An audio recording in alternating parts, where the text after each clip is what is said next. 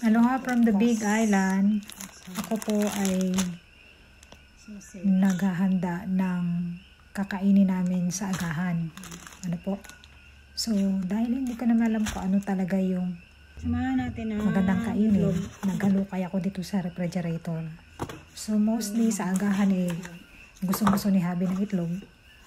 Isipan kong hindi lang itlog yung ipiprepare ko. So, halukay ako dito. Nagtitingin ako ng mga vegetable na pwede kong gamitin. At nakita ko naman po, may mga sapat na ingredients na pwedeng gumawa ng omelette. Kaya naman,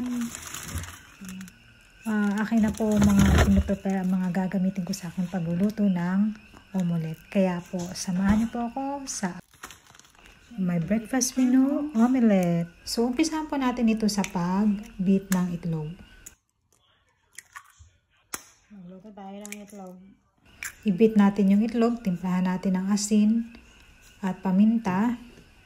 Lagyan natin ng konting parmesan cheese para magkalasa naman. Tapos, atin na po nang iisang tabi. Isunod na po natin ihanda ang ating mga filling para sa ating omelette. Umpisahan ko po sa bawang, sunod sibuyas, kamatis. Tip ko po sa inyo, kapag hinog na po yung kamatis nyo, huwag nyo pong itatapon. Lagay nyo po sa freezer. Tapos sausage, iniwan na maliliit, at ham.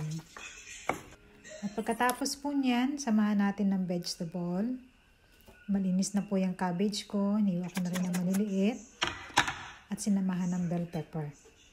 Siyempre, umpisahan natin sa pagluto nating filling. Maglagay tayo ng konting mantika sa maliit na pan. Igisa ang bawang sibuyas, kamatis.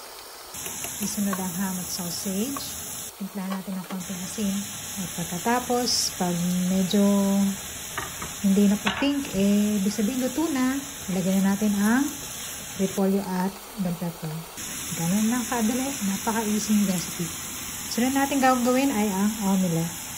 Sa konting mantika, ilagay natin ang binit natin na egg. Lagyan natin ng any kind of cheese that you like.